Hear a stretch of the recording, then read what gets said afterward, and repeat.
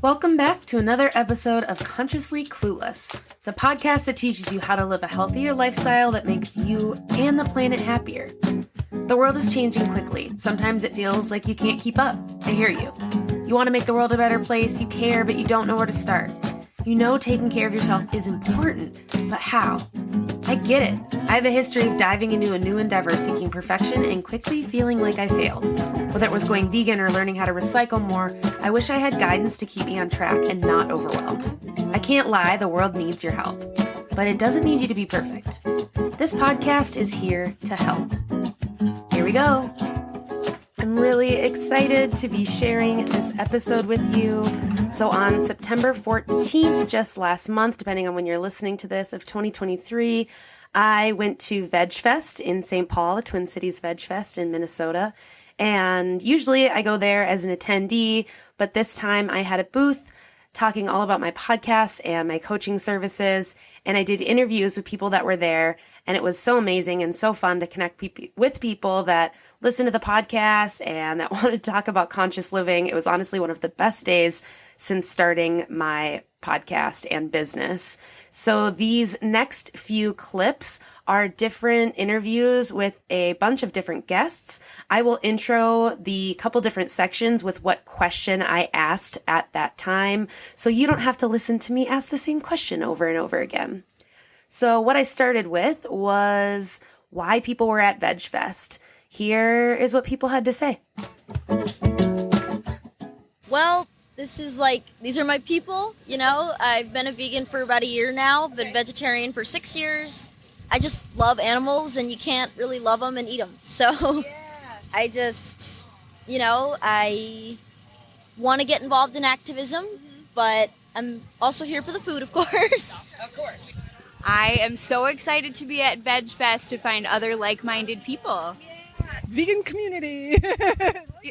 Like-minded people. I've been vegan for 4.5 years, and it's my first time at a VegFest. It's just incredible to be at a place that has so many, not just vegan options, but it's entirely vegan here. And it's like a dream come true, basically. Because I think it's so amazing to meet people just here in a community who are all like excited about the same thing. I mean, in my life, I go back to just like what humans used to do when we lived in a village. Like everything comes back to that for me. Like I was just talking to this other woman about just like women working in a circle together. Like how did this relate to us as a village? And I think people have lost that in our life right now and like in the world. And I think people are trying to seek that in any like ounce that they can. So like things like this are amazing for that because it's, all united and there is that community. You know, we've been here for the last few years, and it's just a really great community event where we get to experience all the other vegetarians and vegans in one spot and learn about all the offerings that the Twin Cities have for us, because the world feels like small for a vegan, but actually this makes it feel a lot more accessible. We want to hang out with our people. We've been vegan for a while, and it's kind of culturally like swimming upstream, and so it's kind of nice to just immerse ourselves in the plant-based community and see what resources are out there for us. In this next section, I talked to folks about if they were vegan, how long they had been vegan, what made them investigate that lifestyle, and anything else they've learned kind of along the way in that journey. I did leave in a few questions from me in one section to highlight a little bit more of the nuance. I was talking to a vegan nurse, and deleting all the questions I said wouldn't have really made sense. So just to give you a heads up for what's to come. Probably close to 2 years to feel very, very good and feel good about it. So me and my husband actually went vegan in September of 2020. Yeah, so he was having some issues like with his throat, and he had no idea what it was. He tried going to multiple doctors, literally nothing figured it out. Went to ear, nose, throat, went to multiple different types of doctors. Nothing did it. So he actually ended up doing a water cleanse where he only drank water for 5 days to try and get rid of it. So the bacteria in his body would kind of whatever. Yeah. And so when he did that, he had to refeed. So basically he had to eat everything like in very small doses. He started with like juice and then went back to like the very last two things to introduce were like dairy and meat. So we just never reintroduced those things. And we've felt so much different, honestly. Like, especially like with my period cramps, like they don't exist anymore.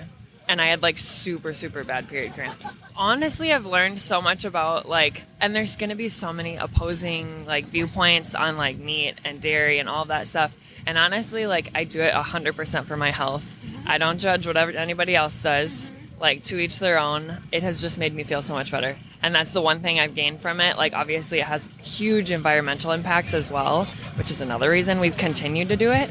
And there's hundreds of other amazing things that it helps with, but those are probably the top two. And I was 29, maybe? And I had a good friend that was vegan, and he dared me to be vegan. And I said, sure, I'll do it. And he goes, I don't mean for a week, I mean for 6 months. So I said, okay, I'll do it. And I never went back. And then after that, I was completely turned off. And the book goes into detail because this is back in the 70s. John Robbins went to farms and saw how they were factory farming and then talked about every part of it, environmental, diet. And now he and his son, Ocean, have an organization that they're, so. And wow, especially in the 70s, like there was less of that conversation public about, this type of stuff and what was going on in slaughterhouses and stuff.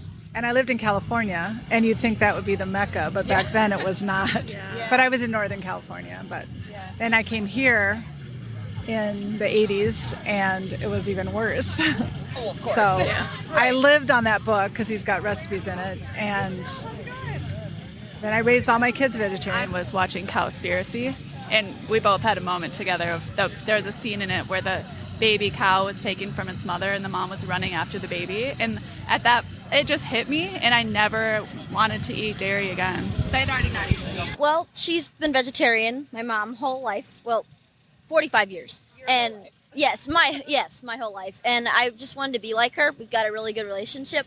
And so I kind of strived to be like her, and I wanted to be vegetarian. And then I kind of left her in the dust.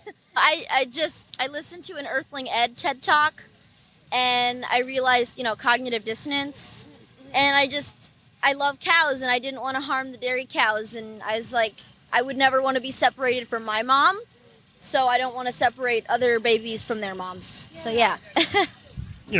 We grew up with the idea that, you needed meat to live, right? You would die without eating meat. And then when the veil came back from that lie and then realized that not only is this not helping us, but it's actually harming us. Right. As the founder of J. Selby's had that in his mission statement for a while. And so that really resonated with me, and it's just like, what else have we been lied to? And started just researching and just changed a little bit at a time and move towards.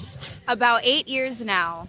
Once I realized what went into eating meat, I realized I couldn't be a part of that anymore. And so there was just no other choice than to be vegan. And now my husband has also become vegan, and we have 2 little vegan babies too. Our kids eat a ton, they're super healthy, and we don't really have any trouble with it at all. 3 years.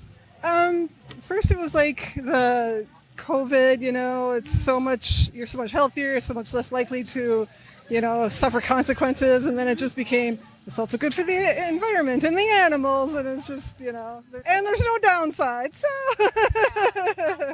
I read a book, How Not to Die. I was kind of wondering about weight loss and healthy eating, things like that. And that was the first book I picked up, and it kind of just made a lot of sense to me, and it helped me a lot with weight loss and kind of living healthy, so I just kind of stuck with it since. Well, first it was about health, but then there's also the environmental and kind of ethics part of it, so it kind of got added later. But I would say health was kind of the start for me. I was actually working in the meat department of my local grocery store, and my sister was vegetarian at the time, and she showed me all these PETA videos, and one day it finally clicked, and I kind of went down the rabbit hole.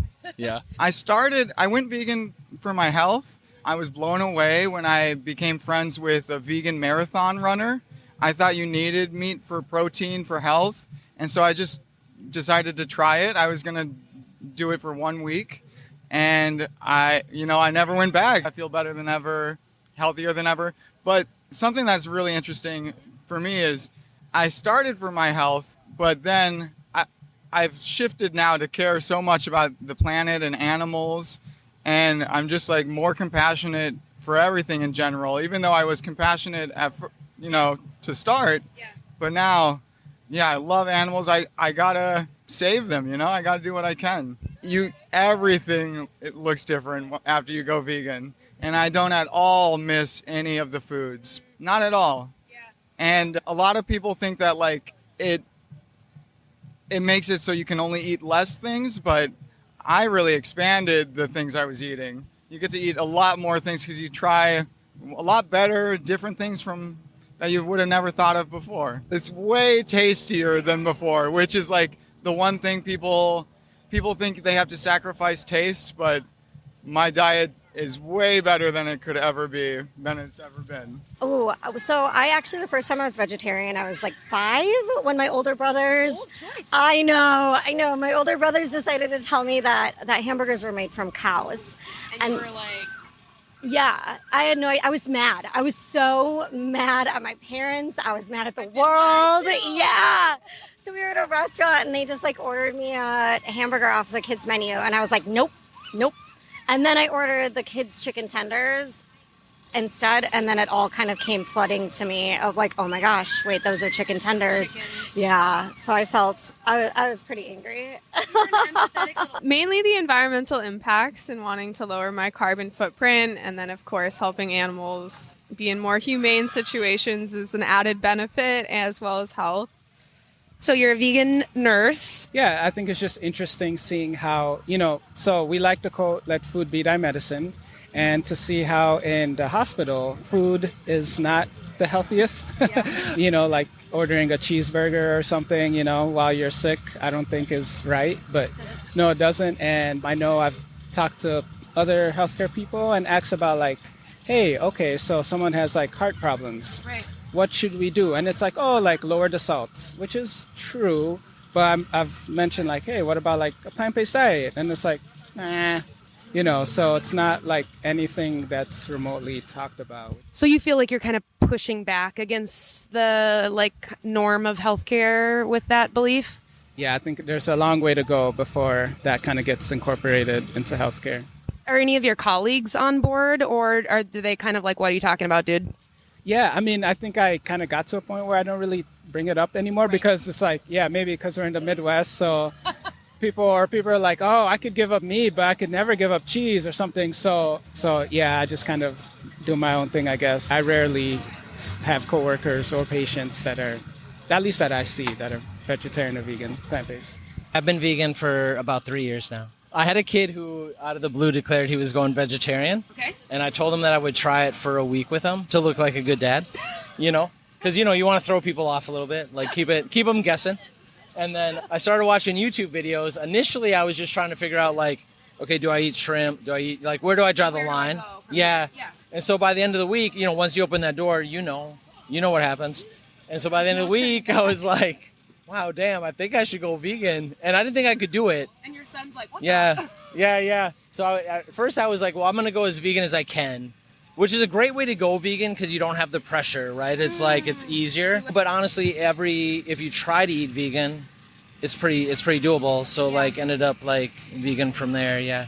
So I did it for animals. And then 3 weeks into it, I was like, oh man, I feel so good, like noticeably better. And like my cholesterol went way down, and like it feels super good to like step out of all the, factory farming and feel like you're not part of that. Finally, I talked to folks about what advice they would give people who are interested in eating a plant-based diet or nervous to go vegan. Encourage you just to try it out a little bit. You don't have to go all vegan, vegetarian all one day, but small steps can help. It's hard at first, but you can definitely get used to it, and there's more and more options coming out, so I think it's definitely doable for anyone. You can do it at your pace. That like you can, if you don't like tofu, that's fine. You don't have to be a vegan who eats tofu. You can, try it with just eat an apple. That is vegan, and I think we just need to start there. Yes. So, yeah. Try eating as you usually do, but eat the vegan substitutes. If you like meatballs, then eat vegan meatballs, There's a lot. these days there's more options than anything. You can get a steak sandwich, anything you want, bacon, egg, and cheese, and you can get it all vegan. So I just recommend trying the vegan options of the things that you already eat. I would say my biggest advice in life is just listen to your body. Like, your body knows exactly what it needs, and I don't like it, but just whatever gender your body is, like, your body knows, and your body's so wise, and like learning the tools in your life to be able to listen to that is going to open your life to immense amount of amazing possibilities that you're not even aware of yet. Farmers markets. Yes. Like, you can find so many amazing things at the farmers markets and then come up with new recipes of how to fix them, and that's what I love that. Yeah. And from a food safety standpoint, it's way easier to avoid contaminants with vegetables. I would say, first of all, have fun with it. It's so fun. You know, you get to know all of these like different spices and all this variety of vegetables that you get to use. Go to the farmer's market, like check out, be like, I don't know what that is. I'm going to buy it. And then like, yeah, exactly. Yeah. I think, you know, playfulness, you know, it doesn't have to be serious just because you're vegan or a vegetarian. All you have to do is try to reduce. You don't have to treat it like a binary, like you have to go 100% vegan. Just try a vegan option next time you go out to eat. So I would say, you know, it doesn't have to be an all or nothing like what I did, but just like starting by, you know, like the Meatless Monday, or start with where you can. Start with what you can do. Yeah. I started with what I could do, and I was very happy. I have not looked back. It's been almost 8 years now. Yeah. And yeah, I definitely noticed a lot of positive changes. So Yeah, I would say a lot of people look at, okay, what are you not having, right? But I actually say what I ate actually expanded, because I used to just eat the same thing all over and over again. But then I discovered all these different foods. You know, like I used to not like mushrooms, and now it's like, oh, okay, now I like mushrooms. Now I like asparagus. Now I like this and different dishes. So it's kind of a journey, and it's kind of exciting to try different things that I'd never tried before. So I would say for people, you know, don't look at like what you're not having, look at what you will be. Thank you to everyone who came and stopped to talk to me at my booth at VegFest. It was really amazing to connect with you all, and I'm so excited to share your stories and hope to keep being able to do so, because when we have people that are on the internet that have a bazillion followers, it might seem easy for them to do a lifestyle change. But these are just people who were looking for community, who were happy to be around other folks who thought like this. I love how many people were there for community. That shows the importance for being able to lean on each other when, I think someone said swimming upstream, which I loved that analogy. And a lot of people just talked about starting with what you can, doing what you can and what makes sense for you without burning yourself out. So remember those tips from these very intelligent people who have been down this road. And don't forget, I am totally here for you if this episode inspired you to go vegan, try a plant-based diet, or anything of the like. If you're hearing this message, you've listened to the entire episode of Consciously Clueless, and for that, thank you so much. I hope you enjoyed this new episode, and if you did, please leave a review on Apple Podcasts, Spotify, or tag me and share in social media. Share this episode with others who may be interested in this topic. To get more resources, influence on topics covered, and bonus content, join the Consciously Clueless community over on Patreon at patreon.com/consciouslycarly. And don't forget, if you need help living more consciously, let's work together. Email me today. See you next Wednesday for a new episode.